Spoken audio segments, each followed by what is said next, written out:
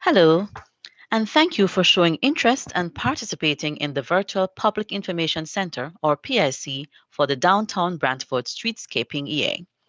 This presentation will explain what the project entails, including the project limits, the municipal class EA process, and provide potential options for the downtown. We are early in the EA process, and as you will see in this presentation, we are looking for comments and feedback from the public.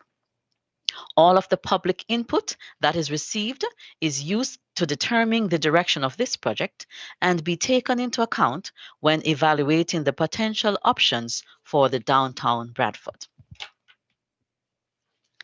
In this presentation, we will discuss the project area, the EA process and the current status, the vision of downtown Bradford. We will present the problem and opportunity statement for the project. We will discuss some of the previous and other ongoing studies that will impact this project. We will review the key constraints that have been identified, as well as some of the most commonly identified priorities for the study area. The results of the stakeholder workshops that were held in August will be shared. Sample road cross sections that were developed in the workshop sessions will be shown, with the hope of getting your feedback and any ideas for additional cross section or design elements that you would want to see included. And we will look at the preliminary evaluation criteria that will be used to assess various alternatives as they are developed. The project team working with the City of Brantford staff has prepared a vision statement specific to this project. Create a downtown Bradford that is attractive, vibrant, and safe for all users while providing the infrastructure needed to handle growth in the city's core. We can break the vision statement down into a few components. Make downtown a destination place. The goal of the project is to make downtown a place where people want to go to, and not just a place simply people drive through on their way to somewhere else. Enhance infrastructure for all transportation modes, including pedestrians, cyclists, transit users. This implies that the redesign of downtown should consider how to incorporate all modes of transportation and whether priority should be given to any specific form of transportation. Improve accessibility. When considering any of the improvements to the downtown, providing accessibility must be at the forefront to ensure an equitable environment that is safe and comfortable for all users. The study area is Colburn Street and DeLucy Street between Brant Avenue and where Colburn Street and DeLucy Street intersect at the east limit.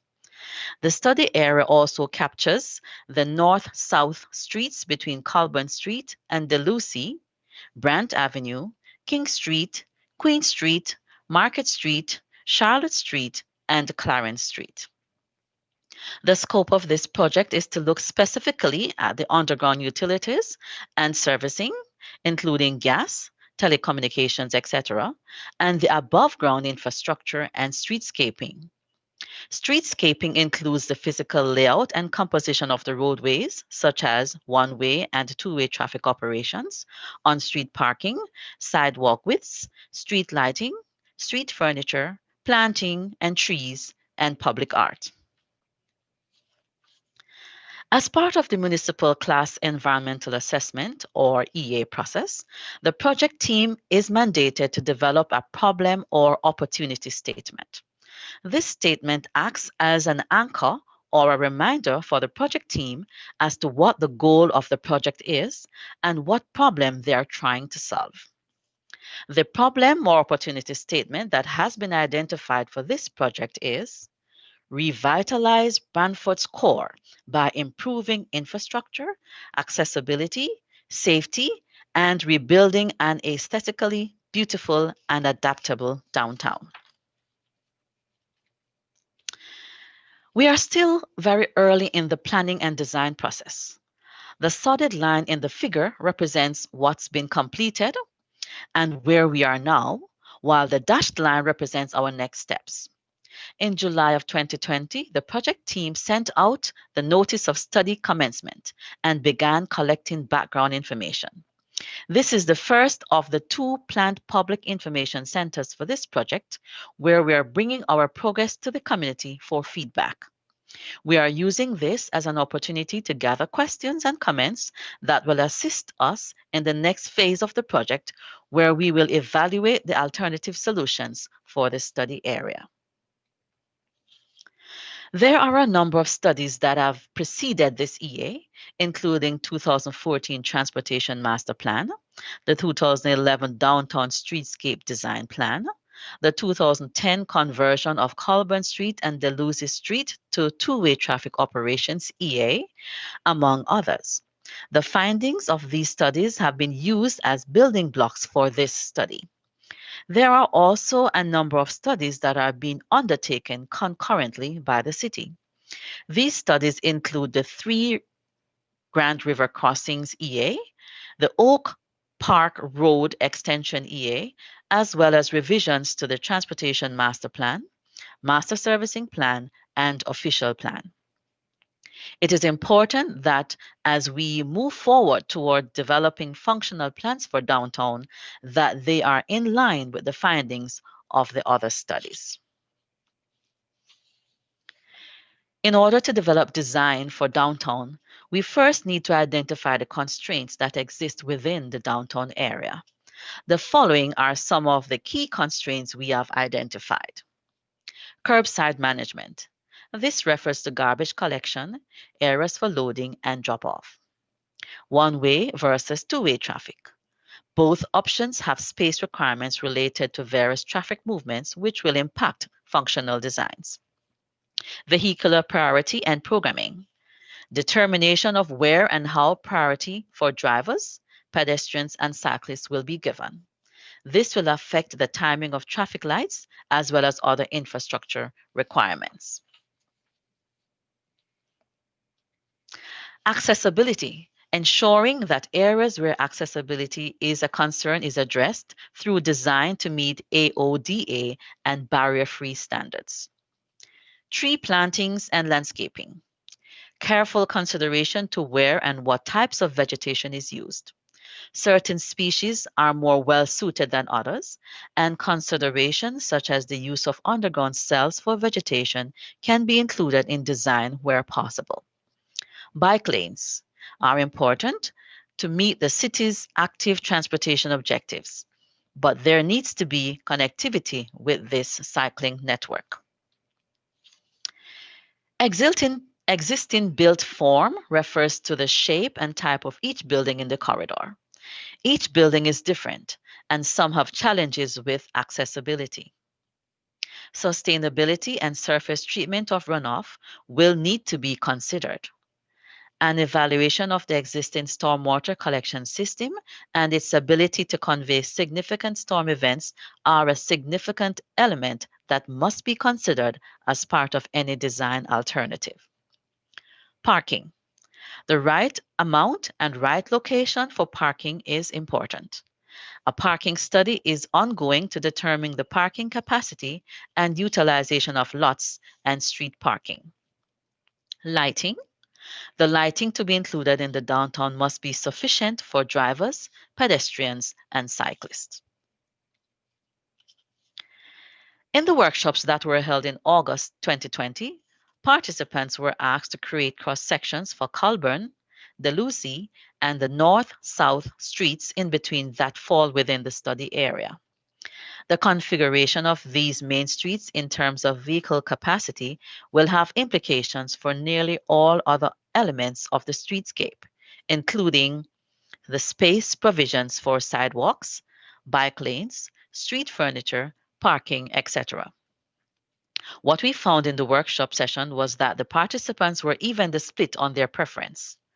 Of the 20 cross-sections developed for Colburn Street, 11 groups preferred one-way traffic, while 9 preferred two-way traffic. Similarly, for Deluzzi Street, of the 11 cross-sections, 5 groups preferred one-way, while 6 preferred two-way. What this finding indicates is that among all of the stakeholders, there is no overall preference. This slide illustrates additional findings from the workshop cross-section exercise.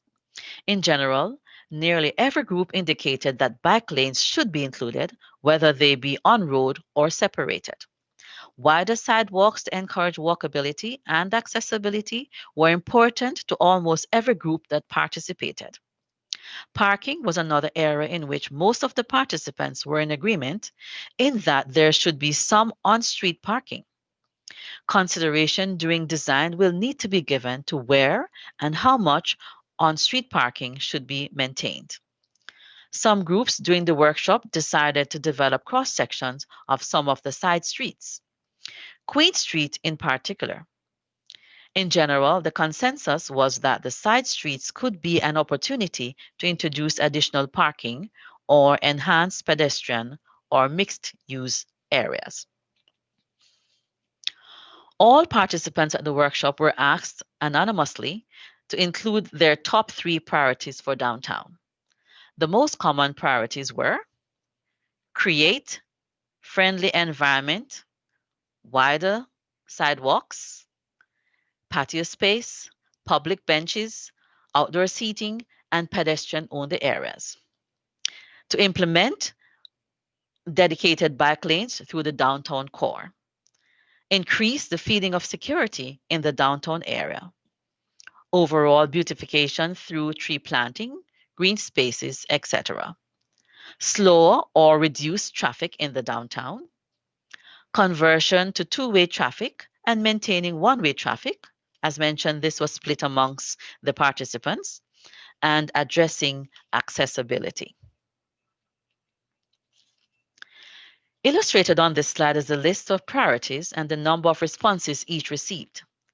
Even though some of the items such as curbside management, traffic flow, and infrastructure improvements were not listed as priorities for a large number of people, they are critically important to this study. In order to evaluate the input from stakeholders and make the key decisions about what can and should be included in the functional design for downtown, decision-making criteria must be used. The project team has developed a preliminary set of evaluation criteria that could be used to evaluate various design elements. At this stage, these criteria are being proposed as being used to evaluate functional designs and various elements considered for downtown. Vision. We will be evaluating how each feature fits in with the overall vision of the project. The level to which each feature or attribute is in line with the vision will determine how it fits into the scale shown on the legend below. Social environment is a broad item as it relates to streetscaping. It will look at impact to businesses as well. Natural environment looks at existing trees, wildlife, which are generally minimal in the downtown area, but can include stormwater management practices and what type of natural environment will be created once complete. Archaeological and cultural heritage studies are being completed for the project, and they will provide insight into what elements exist and should be preserved. The project will also consider what heritage elements should be introduced to the project. Aesthetics will also be a manner in which elements of the streetscape are evaluated. Traffic operations and side street impacts look at how items like bike lanes or one-way versus two-way traffic will influence how people move through downtown. A key objective of the EA is to ensure that downtown is safe, and so consideration will be given to how drivers, pedestrians, and cyclists will be kept safe. Of course, cost will also be considered, not only the capital cost associated with the project, but how it will be maintained and what will it cost to be maintained. Rather than applying weighted values to each criterion, we are proposing to use a scale shown at the bottom of the slide. Each element would be evaluated based on how it meets each criterion. The next few slides will show some examples of how this evaluation style will be used. The next few slides will look at some of the common cross-sections that were developed by the stakeholders at the workshop sessions. The first cross-section includes two-way traffic with bike lanes and some on-street parking. What can be seen is that when bike lanes and parking are included, there is not a whole lot of space remaining for sidewalks or outdoor seating areas. Using some of the evaluation criteria from the previous slide, the cross-section elements could be evaluated. Vision. How does this cross-section fit in with the overall vision of the project? There are some areas of outdoor seating and wider sidewalks, so it does a fair job of fitting in with the overall vision. Safety. Pedestrians, cyclists, and vehicles are separated from each other, so this cross-section would do a good job of addressing safety. Traffic operations. Narrower lanes and two-way traffic would slow traffic through the downtown, and turn lanes would be required to address two-way traffic. So overall, this cross-section could be considered fair as it relates to public operations. Aesthetics. This cross-section could be made to look drastically different from the existing downtown and would be a good fit from an aesthetic perspective. It should be noted that these are not formal evaluations of the cross-sections shown. These cross-sections are examples from the workshops, and the evaluations are samples of how they could be evaluated. Once the criteria are established, the project team would use them in this way to evaluate design elements going forward. It should also be noted that as we move forward with evaluating alternatives, the do nothing alternative will also be evaluated using the same evaluation criteria. Another cross-section developed shows two-way traffic, on-street bike lanes, but this time the on-street parking is removed. In this cross-section, there is space for outdoor dining areas, as well as wider sidewalks and street furnishing areas. The on-street bike lanes are shadowed, meaning that the bike lane is not differentiated, and the lane acts as a shared lane. The result of this cross-section would be much slower speeds and vastly reduced capacity of traffic in the downtown. Vision. This cross-section would drastically slow down traffic through downtown and would encourage only those visiting downtown to drive there. This is in line with the place-making theme within the vision. The slower traffic would also factor into poorer traffic operation. Safety. As cyclists are on the road and in the lane with drivers, this would not be as safe as other cross-sections. Aesthetics. The cross-section allows for more pedestrian, sidewalk, and street furniture space, improving overall aesthetics. This cross-section is also two-way traffic with separated bike lanes and reduced on-street parking. With a cross-section like this, it is not indicating that all downtown parking would be removed, just that there would be some areas where there would be no parking and more space dedicated to sidewalk areas. The separated bike lanes provide greater pedestrian safety and improve traffic capacity. Vision. The slow speeds and additional street furniture space would be in line with the vision, and the separation of cyclists, vehicles, and pedestrians would make this a safe alternative. Traffic operations would be slow, but the wider sidewalks would allow for more street furniture and beautification. This cross-section shows two lanes of one-way traffic with on-street lay-by parking and an on-road cycle lane. This shows for wider sidewalks and outdoor seating areas. Vision. This cross-section does a bit to address the overall vision of downtown. However, sidewalks would only be marginally wider than existing. Narrower lanes would reduce speeds, which would help with overall safety, and two lanes of one-way traffic would still allow for good traffic flow through downtown. Aesthetically, this would be a fair option.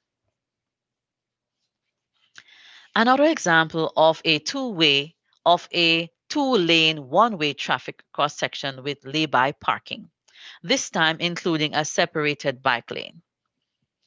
This separated bike lane introduces some challenges for how a cyclist can move through downtown. From the separated lane, they would not be able to cross anywhere mid-block. The valuation of this cross-section would be the same as the previous slide, except that the safety factor is increased as a separated bike lane is included, separating cyclists, pedestrians, and drivers. This is an example of a two-way cross-section that has a separated bike lane, but with reduced on-street parking. This cross-section illustrates the outdoor dining space, wider sidewalks, and space for features like bus stops, curbside management, etc. Vision. As much of the parking is removed in this alternative, the wider sidewalk allows for greater walkability and outdoor space, making it more in line with the vision. The separated bike lanes and reduced lane widths contribute to a safer cross-section. Traffic operations would be impacted by the narrower lanes and slower speeds, and overall, the additional space would allow for more beautification of the downtown. At this stage, we have been working with stakeholders to collect as much information as possible and feedback. Additionally, we are undertaking a number of studies within the EA, including natural environment, cultural heritage, archaeological, traffic, and parking studies, among others. The information from these studies will contribute to establishing any constraints such as culturally significant sites, species at risk, archaeological sites, etc.